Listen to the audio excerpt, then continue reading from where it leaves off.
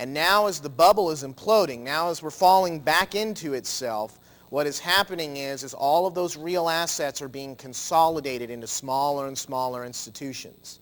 While at the same time here in the United States, and what will follow around the world, is the national banks, or whatever you want to call them, the hybrid institution that the Federal Reserve is here, have assumed full dictatorial financial power and have merged. I mean, the head of the Federal Reserve, the head of the Treasury was a former president of Goldman Sachs that received huge amount of bailout from the Federal Reserve. No moral hazard there. The guy that's managing the bailout was one of his underlings at Goldman Sachs. Kashiki, I read his name earlier. But the point again is this was spewed out into the public, all this fake money. Real assets backed up all of the fake money, and now the consolidation is happening. So the few people that initiated the policies at the top that allowed all of this to happen are the ones that benefit in the end through the massive consolidation. Now at the same time, on another front, while you're having this massive consolidation, you also have the vast expansion of the power from the same organizations that were utilized by that financial elite, by that financial class, to make this happen. So who benefits? Who's benefiting from all of this? The controllers, the financiers at the very top of the pyramid. At the very, very top. They get more power, they get consolidation of resources, and they get you, the American people, and now the people of the world, to sign the check for it. I mean, do you see how brilliant that is?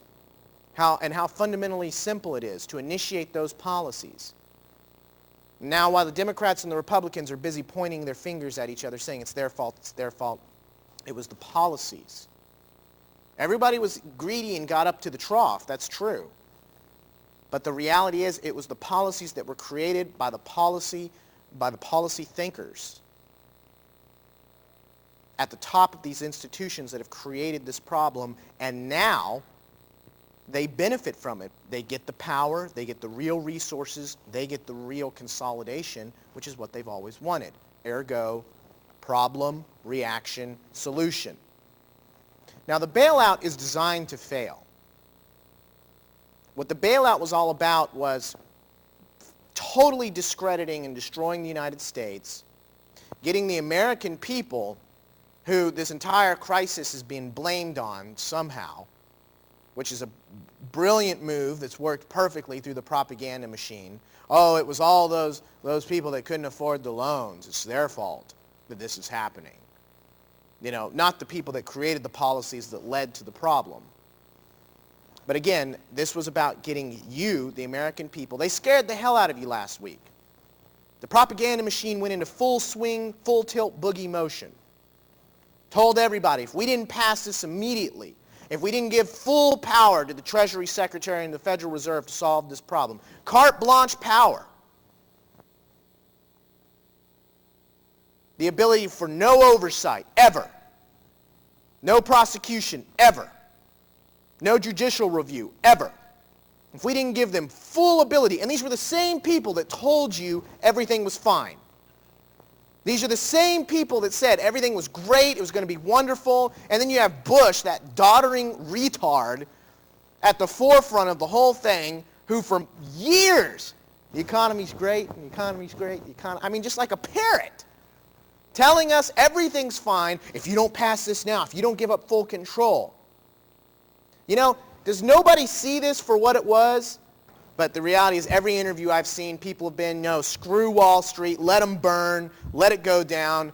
And all of the economists around the country, what was it? It was like 500 wrote a letter and all signed off on it saying this wasn't going to work, it was just going to make the problem worse.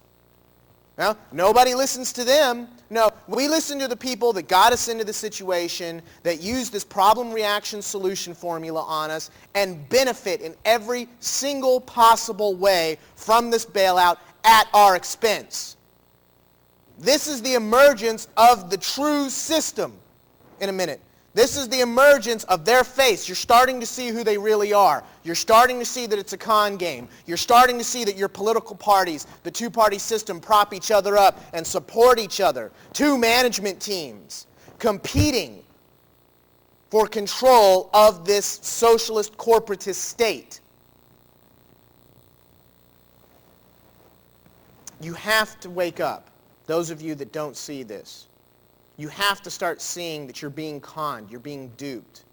And they're always going to come to you with the other reason. Oh, it's a mushroom cloud. Oh, the financial markets are going to collapse. The financial markets are going to collapse anyway, as evidenced by today.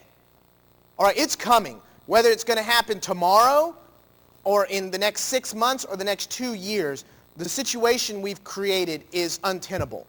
It cannot be solved by the people that have created it, because their only solution is going to be to consolidate power, give them more control, which is what they want, but that's all their solution is.